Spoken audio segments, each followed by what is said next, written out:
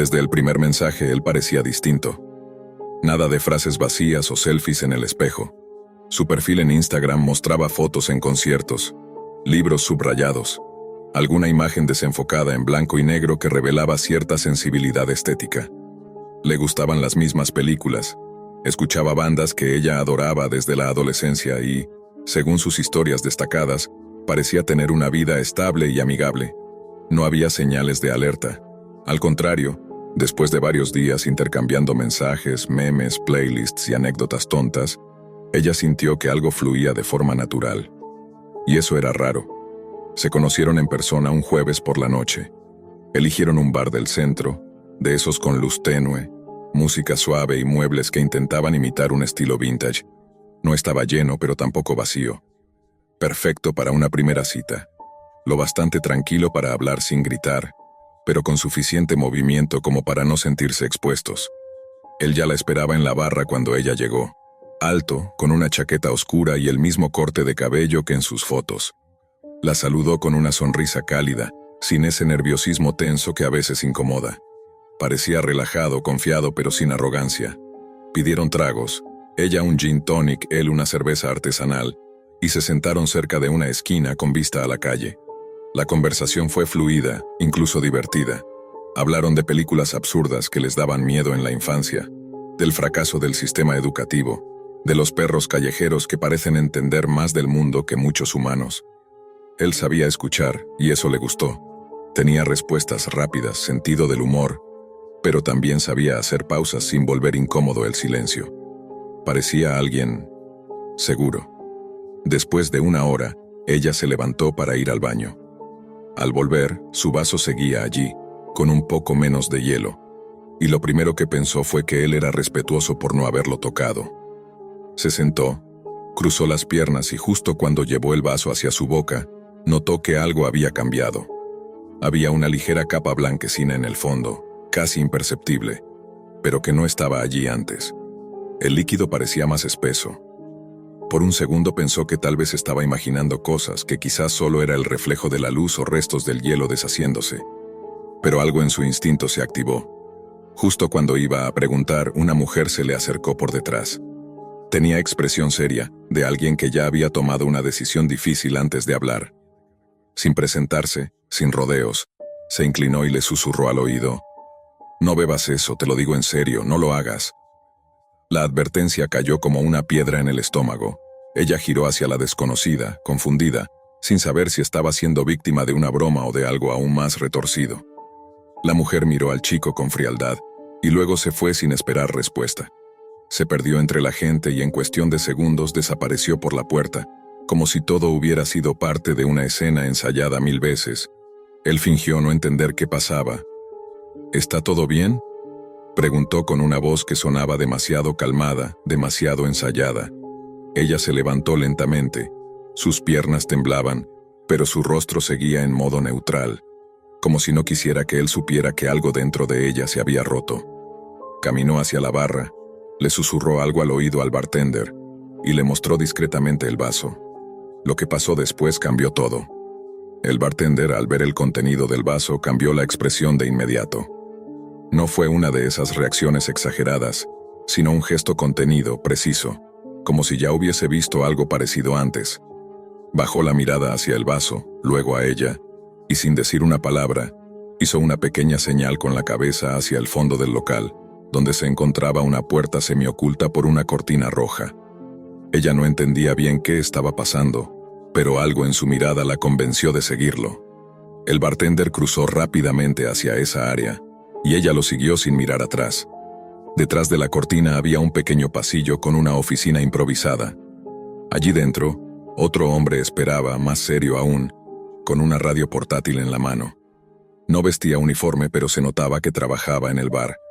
Tal vez el encargado, o alguien con más autoridad de la que parecía. Ella apenas cruzó la puerta. Él habló sin rodeos. «¿Él está todavía ahí? ¿Alguien más ha tocado tu vaso?». Ella negó con la cabeza, apenas pudiendo articular palabras. El miedo ya no era solo nerviosismo, era real, físico, como una presión en el pecho. El hombre habló por radio y en cuestión de segundos 2 miembros del personal de seguridad del bar Se acercaron a la mesa donde el chico seguía sentado. No hizo ningún intento por escapar, ni siquiera parecía nervioso. Simplemente dejó el vaso en la mesa y levantó las manos cuando se le pidió. La policía llegó rápido. Al parecer no era la primera vez que ese sujeto aparecía en el radar. Pero hasta ese momento, ninguna víctima había tenido pruebas, o no se había atrevido a hablar. Esta vez era distinto. El vaso quedó como evidencia. La cámara de seguridad mostraba claramente el momento en que él se inclinaba hacia el vaso de ella mientras estaba en el baño. El polvo fue analizado, un potente sedante, comúnmente usado en crímenes sexuales. Ella declaró todo. El proceso fue lento, desgastante pero necesario. Durante días sintió un terror casi paranoico, como si no pudiera volver a confiar en nadie. Revisaba 2 veces todo lo que bebía, evitaba salir sola y desinstaló sus redes por semanas. El chico quedó bajo investigación formal. Tenía antecedentes por comportamiento sospechoso en bares de la zona, pero esta vez había pruebas sólidas. Y lo más inquietante de todo fue que aunque dio una descripción precisa de la mujer que la había salvado, nadie en el bar la conocía. No estaba registrada en cámaras, ni en el sistema de reservas, ni en el área del baño. Nadie la vio entrar o salir, excepto ella. Esa figura silenciosa, esa voz grave diciendo «no bebas eso», quedó grabada en su mente como un eco constante. Con el paso de las semanas, la vida empezó a retomar cierta normalidad, aunque nada volvió a sentirse igual. Las citas por internet quedaron archivadas en una parte lejana de su mente, junto con la ingenuidad que antes la acompañaba. A veces se encontraba dudando de la gente, buscando señales ocultas donde antes solo veía simpatía. Pero también aprendió a confiar en su intuición, a escuchar ese instinto que aquella noche le salvó la vida. El caso apareció en las noticias locales.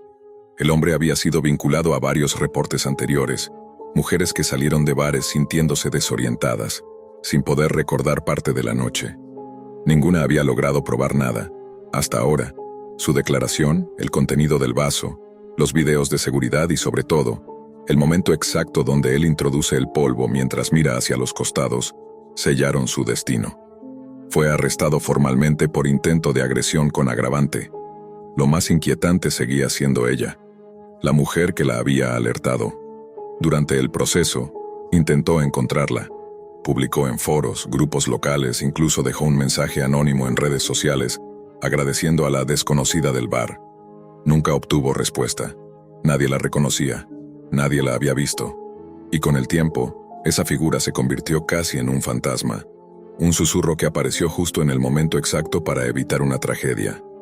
Un día, meses después, al pasar frente al mismo bar, que seguía funcionando aunque bajo otra administración, notó una postal pegada en una farola cercana. Era un afiche viejo, desteñido, con una foto de una mujer desaparecida. No podía asegurarlo, pero el rostro le resultaba vagamente familiar. El mismo corte de cabello, la misma mirada, y debajo una fecha. Desaparecida en 2019. Se quedó helada. La mente le jugó 1000 escenas al mismo tiempo. ¿Fue ella? ¿O solo una coincidencia? ¿Quién había sido realmente su salvadora? Nunca lo sabría con certeza. Pero algo dentro de ella cambió para siempre. Porque aquella noche entendió que el mal puede tener cara amable y conversación fluida. Y que a veces, los verdaderos ángeles no llevan alas ni nombres. Desde que descargó Tinder, Mariela había aprendido a no ilusionarse fácilmente. Ya conocía el juego. Fotos perfectas, frases calculadas, promesas de una conexión real, que casi siempre se disolvían al primer mensaje sin respuesta.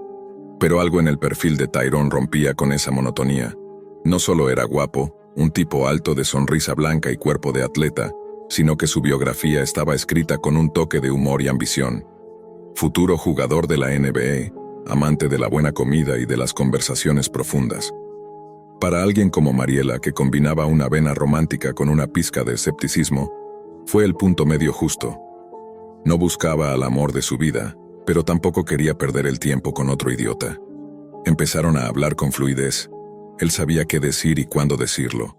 Le preguntaba por su trabajo, por su familia. Le decía que le encantaban las chicas inteligentes, que odiaba los juegos de poder. Quiero algo real, alguien con quien compartir mis éxitos, no solo mis días buenos. le escribió una noche. Ella lo leyó en la cama con el celular sobre el pecho y sonrió. No era que creyera ciegamente en él, pero ¿y si esta vez sí? ¿Y si este sí valía la pena? La cita fue idea de él. Un restaurante de mariscos elegante en el centro de la ciudad, con vista al río y una iluminación tenue que daba un aire de película romántica. Tyrone la esperaba en la entrada con camisa blanca abierta hasta el pecho y un reloj dorado que brillaba bajo la farola. «Te ves hermosa», le dijo apenas la vio. Ella sonrió, sintiendo cómo ese halago, dicho con seguridad y sin exageración, le bajaba las defensas. Durante la cena, Tyrone fue un encantador de serpientes. La miraba directo a los ojos, le hablaba de sus entrenamientos, de cómo estaba a punto de entrar a una liga semiprofesional, de cómo la fama no le interesaba tanto como encontrar a alguien que estuviera con él desde antes del éxito. «Pide lo que quieras», insistió cuando ella dudó al ver los precios. «Yo invito. Para una mujer como tú, solo lo mejor». Pidió vino tinto, entradas de mariscos, langosta, bistec. Todo parecía parte de un momento mágico. Ella se reía, se sentía vista, especial. Por un instante pensó que tal vez, solo tal vez, estaba presenciando el comienzo de una historia que sí valdría la pena contar. Pero cuando el camarero trajo la cuenta, todo cambió. Tyrone fingió recibir una llamada. «Es mi entrenador, un segundo», dijo, levantándose con el celular en la mano y caminando hacia la salida del restaurante. Mariela lo vio alejarse entre las mesas, aún sonriendo, segura de que regresaría. Pasaron 5 minutos, luego 10, luego 15. El camarero se acercó, discreto, y dejó discretamente la cuenta sobre la mesa. $467.85. Ella tragó saliva. Intentó llamarlo. Nada. El celular de Tyrone estaba apagado. Revisó Tinder. El perfil había desaparecido. WhatsApp, bloqueada. Instagram, bloqueada. En cuestión de minutos, el hombre que la había hecho sentir como la protagonista de una historia de amor, había desaparecido como si nunca hubiese existido. La vergüenza la quemaba. Los camareros empezaban a mirarla con incomodidad. Se levantó con torpeza. Intentó explicar que no tenía forma de pagar todo eso, que su cita la había dejado sola, pero las miradas ya estaban cargadas de juicio. «Lo sentimos, señora, pero debe cubrir la cuenta», dijeron con frialdad profesional. Tuvo que llamar a su mejor amiga para que le hiciera una transferencia urgente. Mientras esperaba, sentada otra vez frente a la copa de vino vacía, Mariela sintió como algo dentro de ella se rompía. No solo era el dinero, era la burla, la traición, la forma fría, perfecta y planificada con la que aquel hombre, si ese era su verdadero nombre, la había usado para costear una cena de lujo y desaparecer. Esa noche, mientras lavaba el maquillaje de su rostro frente al espejo, se miró largo rato a los ojos. No lloraba, pero tampoco sentía rabia. Sentía algo más hondo, más oscuro, la certeza de que alguien había jugado con su dignidad como si no valiera nada, y eso dolía mucho más que cualquier cuenta pendiente. Pasaron días en los que Mariela no dejaba de repasar la noche una y otra vez. Cada gesto de Tyrone, cada palabra, cada mirada que ahora le parecía ensayada, cada risa que ahora sonaba vacía. Comenzó a preguntarse si ella fue la única. Abrió Reddit, foros de mujeres, grupos de Facebook donde se hablaba de estafas sentimentales. Escribió un post, breve pero claro. ¿Alguien más conoció a un tal Tyrone en Tinder? Me invitó a cenar, pidió langosta, desapareció y me dejó con la cuenta. En cuestión de horas comenzaron a llegar respuestas. Una, luego otra, y otra. Lo más inquietante no era que otras mujeres respondieran. Lo aterrador era que contaban la misma historia, casi palabra por palabra. Tyrone, el jugador de baloncesto con sueños de NBA, el encantador que te hacía sentir especial, te llevaba a cenar, y luego se iba con una llamada que nunca terminaba. Algunas lo conocieron en otros estados, algunas lo conocieron con otro nombre, pero la foto era la misma. En todos los casos, se había evaporado antes de pagar. Algunas mujeres habían tenido que empeñar cosas para pagar la cuenta, otras, como Mariela, fueron humilladas frente a desconocidos. Y lo más inquietante, ninguna logró rastrearlo. Una chica que decía trabajar en ciberseguridad le escribió en privado. «Creo que estás lidiando con un perfil profesional. Esto no es un hombre buscando cenas gratis. Es alguien que estudia, manipula y ejecuta. Podría estar usando identidades falsas y cuentas creadas con números temporales. Lo he visto antes. Se llaman scammers emocionales. Mariela se estremeció. Ya no era solo una víctima aislada. Era parte de un patrón, de una operación casi meticulosa. Quiso denunciarlo, pero la policía no mostró mucho interés. ¿Lo conoció en una app de citas? ¿Usted aceptó la cena? ¿Y qué perdió? ¿Dinero? ¿Sentimientos? Lo sentimos, pero no es una prioridad. Lo que sí fue una prioridad para Mariela fue recuperar el control. Abrió un perfil falso. Comenzó a buscar en Tinder usando fotos genéricas y ajustando la ubicación. Lo encontró una semana después con otro nombre pero la misma sonrisa. Ahora era Jordan, aspirante a modelo, amante de los mariscos y del vino tinto. No coincidía ningún dato, pero su modus operandi era idéntico. Ella no le dio match. Solo lo reportó, varias veces, y en los grupos de mujeres compartió las capturas para que nadie más cayera. Una parte de ella quería dejarlo así, olvidarlo, borrar la noche, borrar la cuenta, borrar Tinder. Pero otra parte, una que creció con cada mensaje de otra víctima, sentía que no podía soltarlo sin más. Porque aunque la estafa había sido fría, sistemática y sin rastros, no estaba sola. Y tal vez, solo tal vez, era el momento de usar su dolor como gasolina. Así nació la cuenta Langosta sin final feliz, un perfil de Instagram donde comenzó a relatar su experiencia y a recopilar otras. Lo que al principio era una especie de desahogo se transformó en una red de advertencia. En semanas ya tenía miles de seguidoras. Cada historia sumaba otra pieza del rompecabezas. Algunas hasta empezaron a enviar pistas sobre la posible verdadera identidad de Tyrone. Una creía haberlo visto en otra ciudad. Otra decía que le había sacado una foto saliendo de un restaurante. Y entonces, entre todas, algo comenzó a gestarse. Una mujer aseguró que tenía la dirección IP de uno de los perfiles. Otra rastreó un correo electrónico hasta un gimnasio local. Todo empezaba a encajar. Y aunque Mariela sabía que no era una detective, no podía ignorar que el hombre que la había dejado con la cuenta de una cena también había dejado a muchas con cicatrices más profundas. Lo que parecía una simple historia de Tinder y traición, apenas comenzaba a revelar su verdadera profundidad. Una noche, mientras revisaba los mensajes de la cuenta Langosta sin final feliz, Mariela recibió un DM que la dejó helada.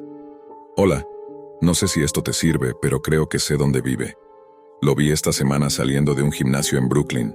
No lo conocía, hasta que vi una de tus historias y lo reconocí por completo. Me acerqué, le pregunté si se llamaba Tyrone. Se rió, dijo que no, pero se fue rápido. Le tomé una foto, te la adjunto. Mariela abrió la imagen. No había duda, era él.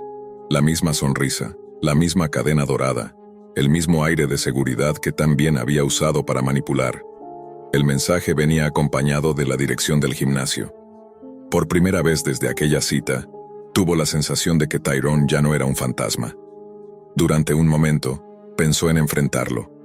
Ir, mirarlo a los ojos, escupirle en la cara todo el dolor que había sembrado. Pero ya no necesitaba una escena. Necesitaba justicia. Reunió todo lo que había recopilado. Capturas de pantalla, relatos de más de una docena de víctimas, fotos, testimonios, reportes de Tinder. Esta vez fue a la policía con un abogado amiga que trabajaba en una ONG para víctimas de fraudes digitales. Y esta vez, la tomaron en serio. No pasó mucho para que Tyrone, cuyo verdadero nombre era Dwayne Carter, fuera arrestado. No por una cena, sino por múltiples cargos de estafa, suplantación de identidad y fraude en plataformas digitales. Había operado durante años, moviéndose de ciudad en ciudad, usando perfiles falsos y repitiendo el mismo patrón con docenas de mujeres. No era un jugador de la NBA. Nunca lo fue. Solo era un estafador elegante que había encontrado una mina de oro emocional en la vulnerabilidad digital. La historia salió en los medios. Mariela fue entrevistada en varios podcasts y programas matutinos. No porque fuera una experta, sino porque representaba a muchas mujeres que alguna vez habían sido ridiculizadas por caer en una estafa sentimental. Pero ya no hablaba desde la vergüenza, hablaba desde la fuerza, y aunque nunca recuperó los cientos de dólares de aquella cena con Langosta, sí recuperó algo mucho más valioso: su voz, su dignidad, y una comunidad de mujeres que aprendieron juntas que la próxima vez que un hombre diga "pide lo que quieras", habrá mucho más en juego que una cena cara. Al final, La estafa de Tinder no terminó con una cuenta impaga. Terminó con un estafador tras las rejas y con una mujer que convirtió una traición en una causa. Todo empezó como empiezan tantas historias hoy en día, deslizando el dedo sobre una pantalla. Él no estaba buscando el amor, ni una historia intensa, solo distracción. Había tenido una semana pesada, y Tinder era una vía de escape tan legítima como cualquier otra. Fue ahí donde apareció ella, Samantha. Su perfil no tenía nada exagerado. 3 fotos naturales, una sonrisa genuina, una bio corta pero ingeniosa. Amante del café, las series oscuras y las conversaciones que duran toda la noche. Hicieron match en segundos.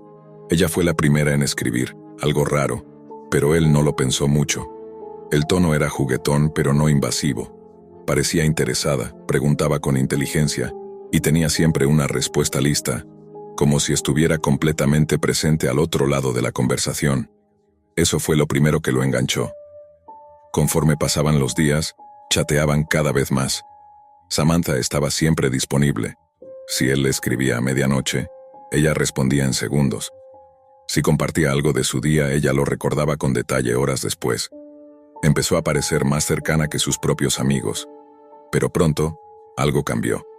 Una noche, mientras hablaban sobre películas, ella mencionó el nombre del bar donde él había estado esa misma tarde. Él nunca lo había dicho. No lo había publicado en redes. No se lo había mencionado a nadie. Se quedó helado. Respondió con un simple: ¿cómo sabes eso? Ella contestó con un emoji y un «tengo buen instinto». Trató de dejarlo pasar, pero algo ya se había roto. En los días siguientes, las coincidencias se multiplicaron. Ella sabía cuándo él llegaba a casa. Sabía si estaba solo o acompañado. Le preguntaba por cosas que él apenas había pensado. Comentaba sobre ropa que llevaba puesta. Y lo más perturbador, empezó a enviarle capturas de pantalla de conversaciones privadas suyas. Algunas por WhatsApp, otras de correos antiguos que ni recordaba haber escrito. El corazón se le aceleraba cada vez que llegaba una notificación. Ya no era ansiedad por emoción, sino miedo. Un día, tras haber intentado cortar el contacto sin éxito, recibió un mensaje que lo paralizó. Una foto. Era la puerta de su casa, desde afuera, tomada de noche. El mensaje decía: «Pensé que vivía solo». El aire se le fue de golpe. Apagó el teléfono. Cerró todas las ventanas. No durmió esa noche. La paranoia lo consumía. ¿La conocía? ¿Lo estaba siguiendo? ¿Cómo había obtenido tanta información? Al día siguiente recibió una llamada de un número desconocido. No contestó. Luego otra. Y otra. Samantha había desaparecido del chat de Tinder, pero sus rastros estaban por todos lados. Aparecía en cuentas nuevas, perfiles falsos, mensajes desde correos anónimos. Ella parecía saber exactamente cuándo él bajaba la guardia. Cada intento de bloquearla era inútil. Parecía tener siempre un plan B. La gota que colmó el vaso llegó cuando le envió una amenaza directa. Si no respondía, haría públicas todas sus conversaciones, incluso algunas manipuladas. Y no solo eso, lo acusaría de acoso. Sabía cómo doblar la historia, cómo victimizarse. Jugaba con las reglas del sistema y con su miedo. Él no era perfecto, pero tampoco era un monstruo. Jamás había cruzado una línea, ni en lo emocional ni en lo físico. Cada conversación con Samantha estaba llena de coqueteo, sí, pero también de respeto. Sin embargo, ahora todo eso podía ser manipulado, y ella lo sabía. Los días siguientes fueron un torbellino de paranoia. Cerró todas sus redes sociales, cambió contraseñas, instaló cámaras de seguridad en casa. Cada vez que alguien tocaba el timbre, el corazón le daba un vuelco. No sabía si era ella, si era alguien que ella había mandado, si era solo una coincidencia. Ya no confiaba en nadie, ni en sus amigos, ni en sus propios recuerdos. Samantha, o quien estuviera detrás de ese nombre, lo estaba desarmando sin tocarlo. El chantaje se volvió más agresivo. Un correo con el asunto: «Última oportunidad» llegó a su bandeja una madrugada. Dentro, un archivo comprimido. No lo abrió. No quería ver qué había allí. El mensaje decía: «No tienes idea de lo que soy capaz. Y si crees que puedes esconderte, estás muy equivocado. Pide disculpas. Haz lo que te digo, o lo sabrán todos». Aquella noche no pudo más. Fue a la policía. Les contó todo. desde el primer mensaje hasta la foto de su puerta. Les mostró los correos, los pantallazos, los perfiles falsos. No lo miraron con burla, como temía. La oficial que lo atendió lo escuchó en silencio y al terminar solo dijo: «No eres el primero». Esa frase lo sacudió. ¿Qué quería decir? La investigación reveló un patrón escalofriante. El alias Samantha había sido usado en múltiples casos similares. Siempre una mujer, siempre un rostro falso, siempre una conversación digital que pasaba del encanto a la amenaza.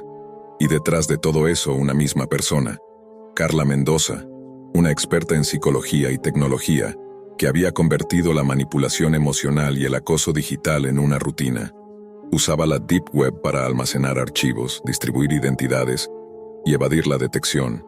Había tenido al menos 5 víctimas registradas, quizás más, pero ninguna había llegado tan lejos como él. Su denuncia fue clave para armar el caso. Las autoridades usaron sus pruebas para localizar la red de Carla.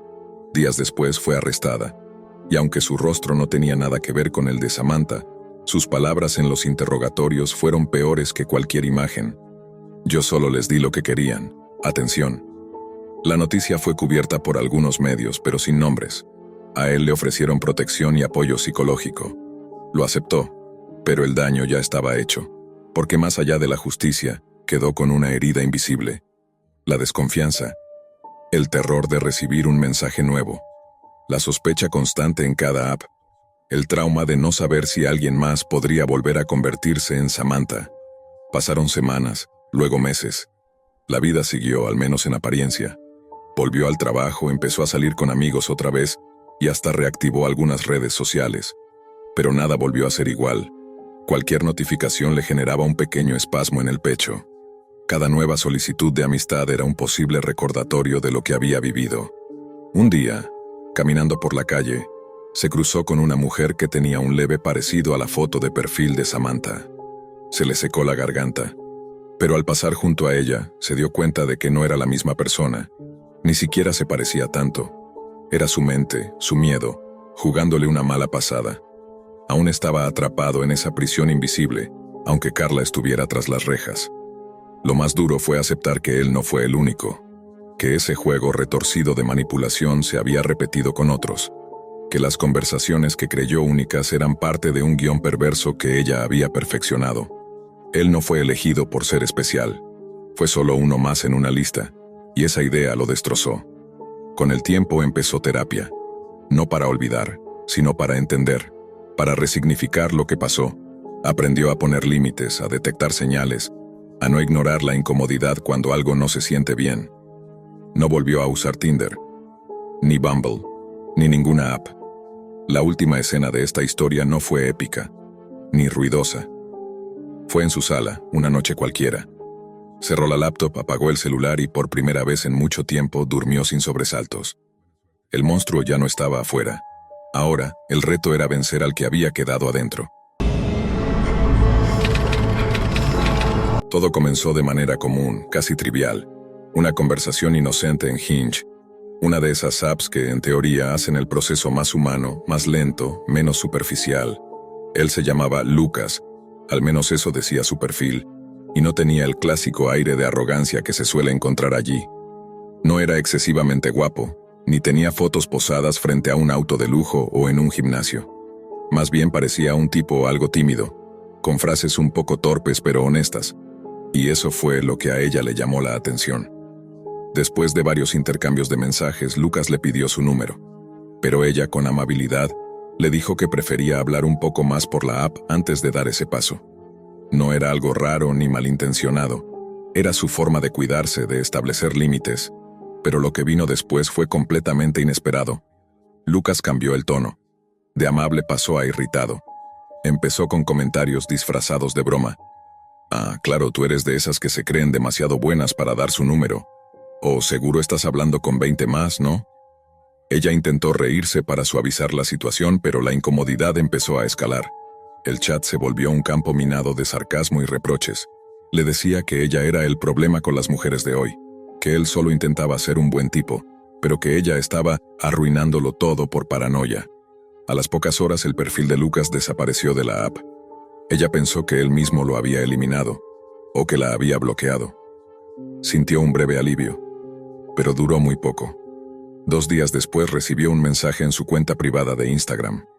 La cuenta estaba cerrada, no aceptaba seguidores sin aprobación y solo usaba su segundo nombre como alias. Sin embargo, ahí estaba, un mensaje de una cuenta desconocida que decía simplemente: esa foto en la playa te queda bien, pero seguro no la publicaste por miedo a los likes de los tipos como yo, ¿no? Ella sintió un frío en la espalda. Esa foto no estaba publicada. Era parte de un carrete antiguo, tomado por una amiga, y no figuraba en ninguna red. ¿Cómo la había visto? Bloqueó la cuenta, cambió el nombre de usuario, puso la cuenta aún más privada. A los 3 días otra cuenta apareció, esta vez con una foto de perfil en blanco y el nombre Observador Cercano. El mensaje era aún más directo. No entiendo por qué haces esto, no soy un monstruo, solo quiero hablar. Podría acercarme a ti, pero prefiero que lo resolvamos como adultos. Se paralizó. Fue a mirar por la ventana. ¿Era una amenaza? ¿Un chantaje? ¿Estaba ya cerca? El miedo se instaló como un huésped permanente. No importaba cuántas veces lo bloqueaba. Cada 2 o 3 días aparecía una nueva cuenta, a veces con mensajes suaves, casi patéticos, pidiendo perdón. Otras con furia y reproches que parecían salidos de un diario personal enfermo. Lo peor era que, a veces, sabía cosas. Comentarios sobre la ropa que había usado ese día, o sobre lugares en los que había estado recientemente. Lugares que no publicaba, lugares a los que ni siquiera le contaba a nadie. Era claro, la estaba siguiendo.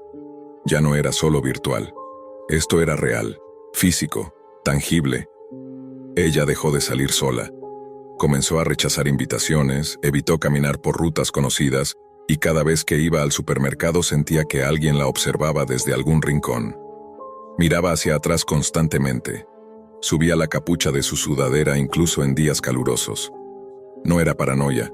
Era una respuesta natural a la sensación asfixiante de estar siendo casada. Le contó a una amiga cercana. Lo hizo con cautela, con la voz temblorosa, como si aún dudara de que lo que vivía fuera lo suficientemente grave. Pero cuando su amiga vio uno de los mensajes, una amenaza velada escrita desde una cuenta con el nombre Tu sombra más cercana, le dijo sin rodeos que eso era acoso, que no era normal, que tenía que denunciar. Al principio la respuesta fue burocrática. En la plataforma, cuando reportó las cuentas, recibió respuestas automáticas.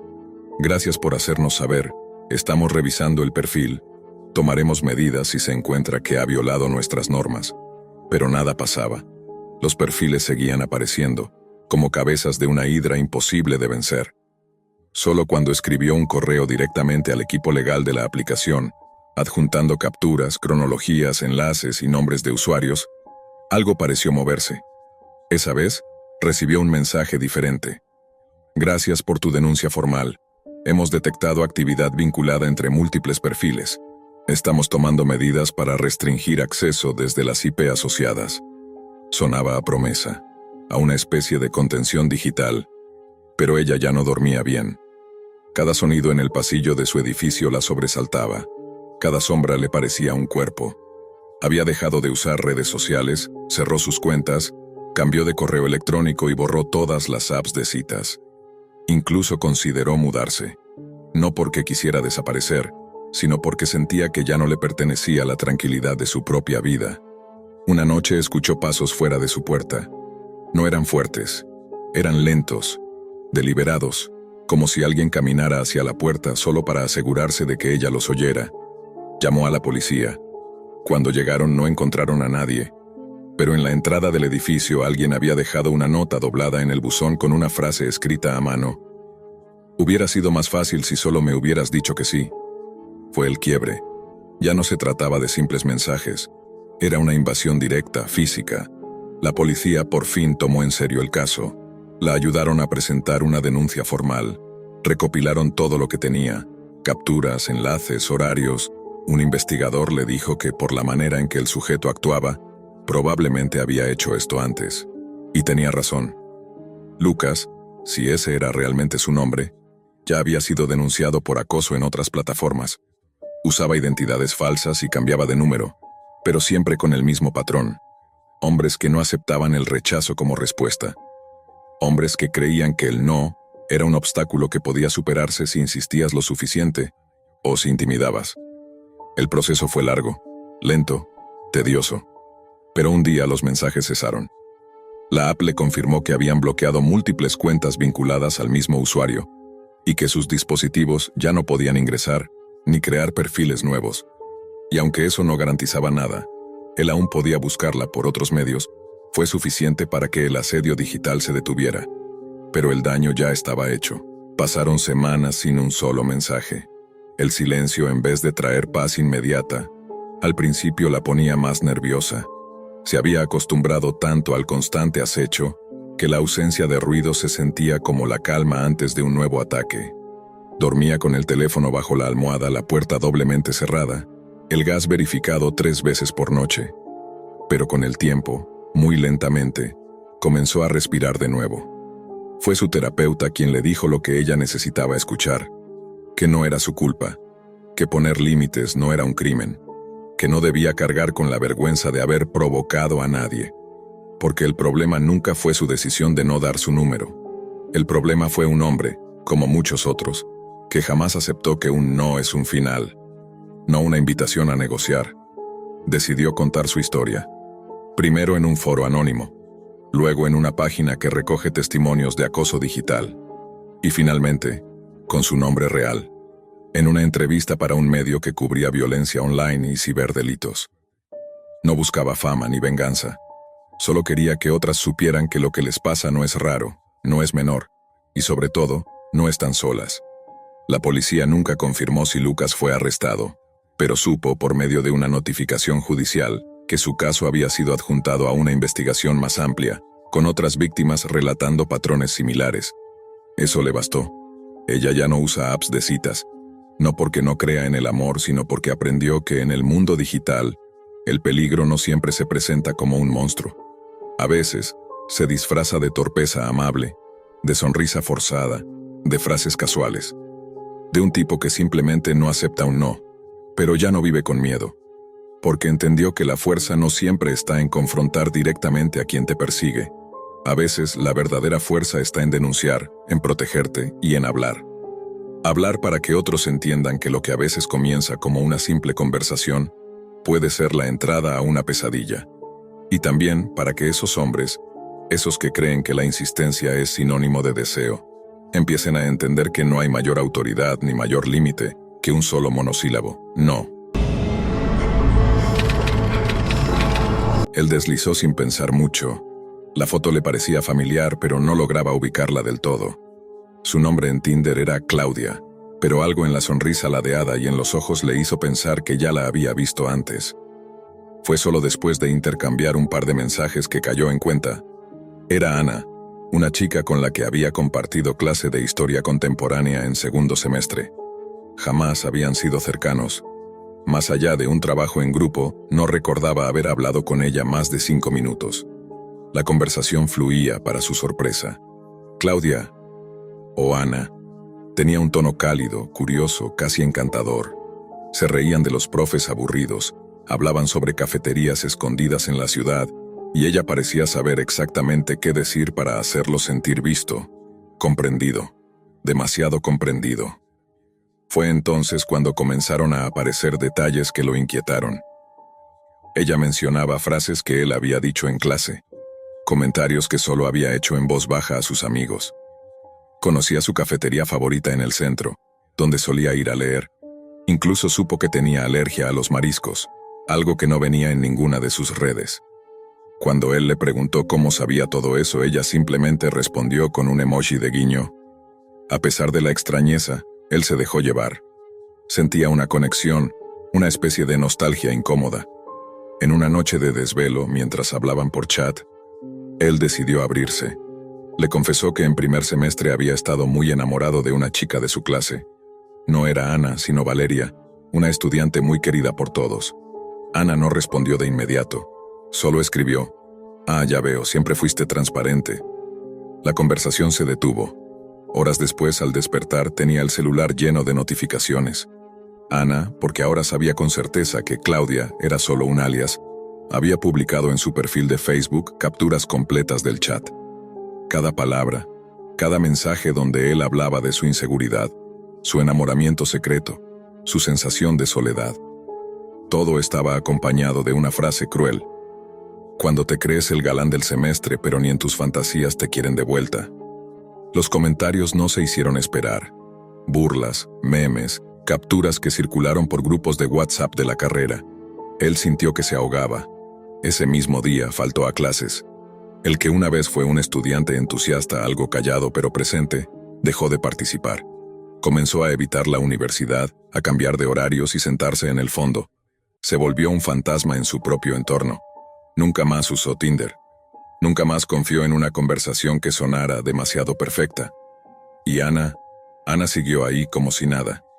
No hubo confrontación directa, nadie lo insultó de frente, pero estaban las miradas, las risitas contenidas cuando él entraba al aula, los susurros al oído entre compañeros que antes ni siquiera le hablaban.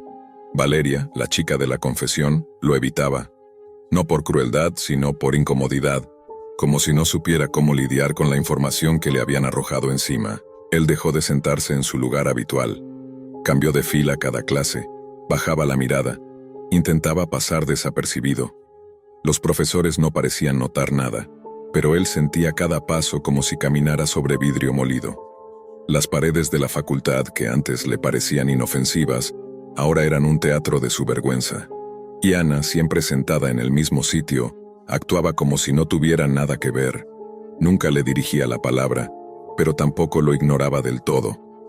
Le lanzaba miradas breves como quien observa el resultado de su experimento. Una tarde, creyendo que nadie lo veía, fue a borrar todos sus perfiles. Cerró Tinder, desactivó su Facebook, cambió la foto de su cuenta universitaria. Quería desaparecer, al menos digitalmente, pero ya era tarde. Los mensajes seguían vivos en capturas de pantalla.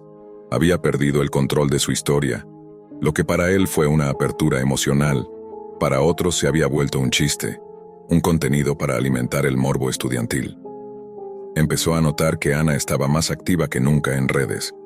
Publicaba frases con doble sentido, memes sobre galanes tristes, imágenes que para cualquiera podrían parecer inofensivas, pero que él sentía como dardos dirigidos. El resto del salón reía sin saber el trasfondo, o peor, sabiéndolo y disfrutándolo. La paranoia lo envolvía. ¿Quién más sabía? ¿Hasta dónde había llegado todo? ¿Cuánto había estado observándolo Ana desde antes? A veces al cruzar el campus creía ver su silueta a lo lejos. No estaba segura, pero algo en su mirada parecía seguirlo, evaluarlo. Y con el paso de los días, su ansiedad comenzó a desbordarse. Soñaba con la clase, con las conversaciones, con la publicación en Facebook una y otra vez. Despertaba sudando, con el corazón agitado. Un día fue a buscar en los archivos del proyecto grupal que habían hecho juntos tiempo atrás. Ahí lo entendió todo. En una carpeta olvidada de Drive encontró un documento titulado Notas. Era un archivo que Ana había compartido por error meses antes. Al abrirlo, descubrió una lista detallada. Observaciones sobre él. Frases que había dicho, sus horarios, su forma de hablar, incluso su manera de escribir en los foros internos de clase. Era como un perfil, como si alguien hubiese estado recolectando piezas de él desde el principio. No era solo un registro frío, era personal, obsesivo. Cada línea lo convencía más de que Ana no había actuado por impulso ni por despecho. Lo había planeado, lo había observado durante meses con una precisión escalofriante, esperando el momento exacto para actuar. No fue una venganza, fue una demostración de poder. Con el archivo aún abierto sintió cómo se le cerraba el pecho. No era solo la humillación pública, era la sensación de haber sido un experimento, un objeto de estudio. Había sido manipulado desde el principio, y cada palabra que dijo, cada pequeño detalle que compartió, había sido devuelto como un arma contra él. Tomó capturas de todo, guardó el archivo, y por primera vez en semanas tomó una decisión sin miedo. Fue directo a la oficina de orientación universitaria. Explicó lo ocurrido con calma, sin exagerar, dejando que los hechos hablaran por sí solos. Mostró las evidencias. Nadie se rió esta vez. El silencio de la psicóloga mientras leía el documento fue diferente. Era serio, grave. Lo que siguió fue un proceso institucional discreto. La universidad tenía protocolos para casos de acoso digital y comportamiento obsesivo. Se inició una investigación. Ana fue citada, y aunque nunca más cruzaron palabras, él notó cómo su presencia comenzó a desvanecerse. Dejaba de asistir, dejaba de publicar. Finalmente, dejó la carrera. Nunca supo qué le dijeron ni si fue sancionada formalmente, solo que de repente ya no estaba, pero eso no lo curó. La herida quedó abierta, la confianza rota. Aunque ya no era el centro de las miradas, se volvió retraído, distante. No volvió a abrir una app de citas. No volvió a mirar a nadie en clase sin sospecha.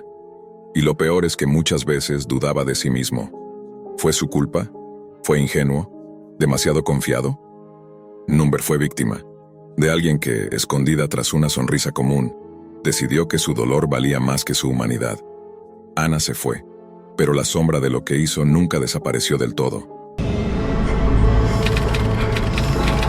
Durante años, él había intentado encontrar a alguien que compartiera su visión madura de la vida. Estaba harto de las citas superficiales y los mensajes vacíos. Por eso, cuando se registró en Match.com, no buscaba una aventura, sino una conexión genuina, alguien con quien reír, conversar de verdad, compartir historias pasadas sin filtros ni apariencias. Fue entonces cuando apareció Sandy. Tenía 50 años, según su perfil, y una energía que desbordaba a través de cada mensaje. Su foto mostraba a una mujer con cabello plateado bien cuidado, sonrisa cálida, y unos ojos llenos de picardía y experiencia. En los primeros días, hablaron de libros que ambos amaban, películas clásicas, anécdotas de juventud, incluso recetas de cocina. Sandy era ocurrente, rápida, y tenía un encanto difícil de ignorar. Él se sentía, por primera vez en mucho tiempo, realmente escuchado. Después de casi un mes de mensajes diarios, llamadas nocturnas y bromas internas, ella le propuso verse en persona. Escogieron un bar con terraza, de esos con luz tenue, jazz en vivo y suficiente privacidad como para que la conversación fluyera sin distracciones. Él llegó puntual, nervioso pero esperanzado. Se arregló más de lo habitual, incluso ensayó una sonrisa frente al espejo del baño antes de salir. Pero al llegar al bar, su corazón se detuvo. Sandy ya estaba ahí. Pero no era la mujer de la foto. No exactamente. La señora, sentada sola con un vestido de flores y un gran bolso de cuero en las piernas, tenía el cabello muy blanco y la piel marcada por el tiempo. Se veía elegante, sí, pero no tenía 50, ni siquiera 60.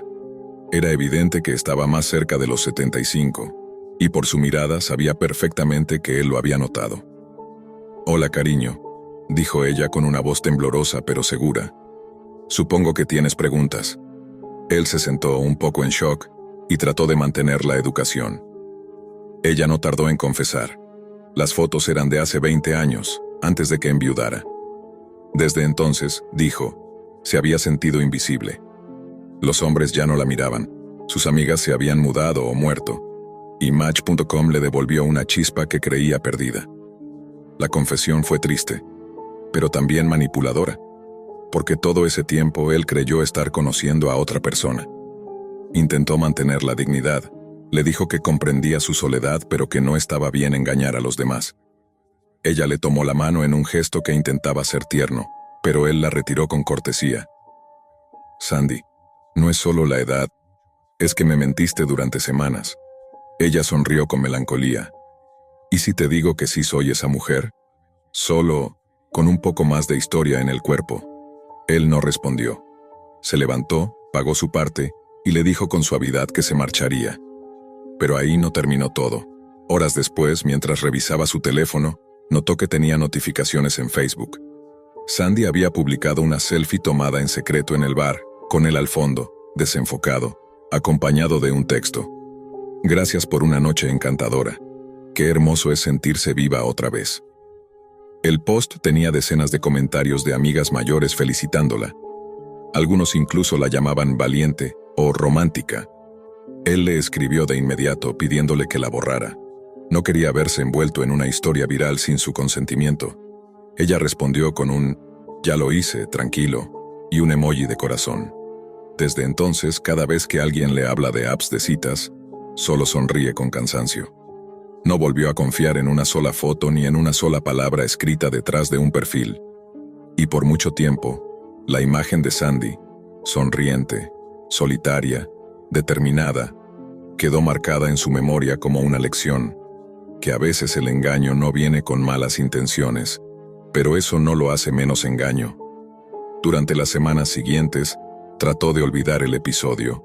Se convencía a sí mismo de que no había sido nada grave, que todo fue solo una cita incómoda más, de esas que todo el mundo tiene.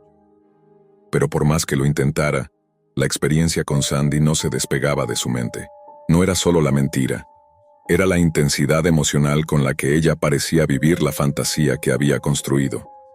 A veces, recordaba detalles inquietantes de sus conversaciones previas, cómo hablaba de volver a bailar, de sentirse deseada, de recuperar los años perdidos. En su momento esas frases le parecieron encantadoras, incluso poéticas. Ahora le sonaban como advertencias veladas de una necesidad que iba mucho más allá de lo romántico. Una necesidad peligrosa, por lo desesperada. Y entonces empezó a notar algo raro. Recibía solicitudes de amistad en Facebook de perfiles con nombres extraños, mujeres mayores, con apenas una foto, o ninguna. Algunas tenían como única conexión en común a Sandy. No aceptaba a nadie, pero los mensajes llegaban igual. ¿Eres tú el chico del bar? Sandy me habló de ti, me pareces adorable. Ella dijo que no supiste apreciar lo que tenías.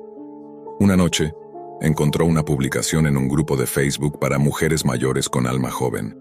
Una de las usuarias, cuya foto era el rostro de una flor pixelada, había publicado un texto largo titulado «El hombre que no supo ver más allá de mis arrugas». El estilo era inconfundible. Era Sandy. No lo nombraba directamente, pero era evidente que hablaba de él. Narraba su soledad, la ilusión de una cita esperada, y cómo fue descartada como si fuera basura solo por no tener la piel tersa que él esperaba. El texto tenía cientos de reacciones, comentarios de apoyo, otras mujeres compartiendo historias similares, algunas jurando que los hombres no valen la pena después de los 40. Él no sabía qué hacer. El texto era vago, no lo incriminaba con nombre ni imagen, pero todos los que lo conocían sabrían que hablaba de él si leían la publicación. Empezó a borrar sus redes, cerró su cuenta de Match, cambió su foto de perfil por una genérica. Incluso modificó su nombre en Facebook ligeramente. Pero eso no detuvo el flujo de perfiles falsos ni los correos anónimos. Uno de los mensajes fue directo. A las mujeres como Sandy no se las humilla, lo pagarás. Eso fue el punto de quiebre. Acudió a la policía, pero no pudieron hacer nada. Los mensajes no eran técnicamente amenazas. No había delito. Solo la incomodidad constante de saberse observado por un enjambre de mujeres mayores organizadas, solidarias y profundamente resentidas. Con el tiempo entendió que Sandy no era una simple abuela solitaria.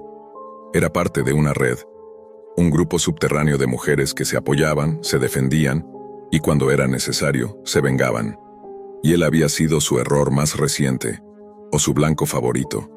Pasaron los meses, y aunque las notificaciones se hicieron menos frecuentes, la paranoia nunca se fue. Había desinstalado todas las apps de citas, eliminado sus redes, incluso había creado una nueva dirección de correo electrónico. Pero en lo más profundo, algo en él había cambiado. Una constante sensación de vigilancia, de incomodidad, como si cada mujer mayor que lo miraba en la calle pudiera ser parte del mismo extraño club secreto al que Sandy parecía pertenecer. Intentó rehacer su vida. Volvió a centrarse en el trabajo, en sus pasatiempos. Incluso comenzó a salir con una mujer que conoció en un grupo de lectura local. Era una relación más tranquila, más cercana a lo que siempre había querido. Pero el pasado no tardó en colarse. Una tarde, mientras tomaban café en un parque, ella le preguntó de manera casual: ¿Tú saliste con una tal Sandy hace un tiempo? Él se quedó mudo. Ella lo notó. No te asustes, dijo ella levantando las manos. Es que alguien en Facebook publicó una historia sobre una cita triste con un hombre frío y prejuicioso. No tenía nombres, pero las amigas de mi tía lo compartieron como 20 veces. Y una usó una foto tuya. De espaldas, sí, pero eras tú. Sintió un vértigo intenso. ¿Cómo habían conseguido una foto suya desde atrás? ¿La había tomado Sandy aquella noche sin que él se diera cuenta? ¿Qué más decía la publicación? Preguntó. Que ella solo buscaba una oportunidad para amar, que tú la trataste como si no fuera humana, que se fue llorando, y que el mundo necesita menos hombres como tú y más abuelas valientes. Se quedó en silencio. Ya no era solo una historia incómoda. Se había convertido en un símbolo, en una narrativa cuidadosamente tejida donde él era el villano sin rostro y Sandy la heroína trágica. Esa noche su nueva pareja se fue antes de lo planeado. Ya no volvió a responder sus mensajes, y él, una vez más, se quedó solo. Fue entonces cuando comenzó a investigar. Quería saber más sobre este grupo que parecía moverse por debajo del radar social. Encontró foros privados, blogs escritos por mujeres mayores donde hablaban de sus estrategias para recuperar la autoestima. Algunas hablaban de intervenciones emocionales, otras directamente de justicia narrativa, tomar control de su historia, aunque fuera a costa de otros. El patrón se repetía: citas con hombres más jóvenes, publicaciones virales, manipulación emocional. Algunas usaban imágenes falsas, otras se aliaban para inflar la historia. Algunas incluso daban charlas en grupos de apoyo. Sandy, según descubrió, era una de las más activas. Tenía un pequeño canal en YouTube donde hablaba de cómo renacer a los 70 con frases como: ser vieja no es el problema es que ellos no están listos para la verdad. Una noche no aguantó más y le escribió un correo largo. Sin amenazas, sin insultos, solo preguntas. ¿Por qué me elegiste? ¿Qué buscabas en mí? ¿Valió la pena? La respuesta llegó 2 días después. Te elegí porque eras amable, porque eras el tipo de hombre que podía haberme amado si el mundo no estuviera roto. No me arrepiento, pero lamento haber sido tu primer tropiezo con lo que los demás llaman locura. En realidad fue amor, aunque tú no lo viste. No volvió a escribirle, no le respondió, y no volvió a salir con nadie durante casi un año. Pasaron las estaciones. El escándalo se desvaneció de las redes como todo lo viral, efímero y fugaz, pero el eco emocional que dejó Sandy no desapareció con la misma facilidad. Él trató de convencerse de que había sido una anécdota extraña, un error de juicio, un mal cruce de caminos. Pero en el fondo sabía que había sido mucho más. La experiencia lo había cambiado de forma profunda. Había algo en la manipulación emocional disfrazada de ternura, en ese juego de victimismo calculado, que le dejó cicatrices invisibles. Comenzó a volverse escéptico, incluso cínico, no solo hacia las mujeres mayores o las citas en línea, sino hacia cualquier tipo de cercanía emocional que no pudiera verificar con pruebas concretas. Se convirtió en un hombre de certezas, alguien que prefería los silencios incómodos a las palabras amables que podían esconder intenciones. Un año después, en un intento de limpiar su mente, se fue de viaje. Alquiló una cabaña en las afueras de Vermont, donde no había señal de celular y apenas llegaba el correo. Necesitaba aislarse. Necesitaba por fin apagar esa parte de su cerebro que seguía esperando un nuevo perfil falso, un nuevo mensaje ambiguo, una nueva trampa emocional. Una noche, junto al fuego, abrió su viejo portátil, el único aparato que había traído. Sin acceso a internet, solo tenía los archivos que había guardado tiempo atrás. Entre carpetas de trabajo y fotos de viajes antiguos, encontró un archivo de audio titulado «Para ti, si alguna vez vuelves». Era un mensaje de voz, y era la voz de Sandy. No recordaba haberlo descargado. Probablemente ella se lo había enviado al final, y él, sin darse cuenta, lo había guardado junto con otras cosas. Dudó unos segundos, luego le dio play. «Hola, sé que probablemente nunca escucharás esto, pero si lo haces quiero que sepas algo. Nunca planeé hacerte daño. No fue una venganza, no fue una campaña, fue necesidad. Quise sentirme amada otra vez. Me mentí a mí misma pensando que si lograba que alguien como tú me viera, me deseara, entonces tal vez todavía era joven. Tal vez todavía existía. Cuando llegaste al bar, supe que te había perdido en el momento en que me miraste. No fue tu culpa, fue la mía. Me vendí como otra mujer, pero no era por maldad, era por desesperación. Me he convertido en un símbolo, lo sé. Las otras me siguen, me escriben, me piden consejos, pero todo empezó contigo. No te odio, no te culpo. Solo espero que un día entiendas que lo que hicimos fue real, no por lo que viste, sino por lo que dijimos. Gracias por hablarme bonito cuando no sabías quién era. Gracias por reírte conmigo cuando no me habías visto aún. Y lo siento, de verdad lo siento». El audio se detuvo. Él no lloró, no sonrió, tampoco habló. Solo cerró la laptop, se sirvió una copa de vino y se quedó mirando el fuego por horas. Fue en ese silencio que algo se rompió, o quizás algo se curó. Por primera vez desde aquella noche en el bar, comprendió que Sandy no fue una estafadora en el sentido clásico. No le robó dinero, no buscaba fama, no era parte de una secta o de una mafia digital. Era simplemente una mujer sola que quiso jugar con el tiempo, y perdió. El final llegó semanas después, cuando recibió una carta inesperada. Era un sobre elegante, con tinta negra en la caligrafía. No tenía remitente, pero venía con matasellos de Ohio. Adentro una esquela. Sandra Lucrecia Halpern, 1948-2024. Amada madre, amiga y alma libre. Siempre quiso ser recordada no por su edad, sino por la fuerza de su corazón. Y dentro del sobre, una pequeña nota manuscrita. Nunca dejes que la verdad te robe la magia. Gracias por hacerme sentir viva otra vez. Sandy. Él guardó la nota en su diario. No por nostalgia, sino por respeto. Porque al final, entre mentiras y heridas, entre selfies ocultas y posts virales, Sandy había sido real. Una mujer que no aceptó desaparecer en el silencio de la vejez y que, aunque equivocadamente, luchó por una última historia de amor. Y él, aunque no lo supo entonces, fue parte de ese relato. No como el villano, no como la víctima, sino como el testigo de una verdad incómoda. A veces la necesidad de ser amado puede empujar a las personas a construir ficciones más poderosas que cualquier realidad.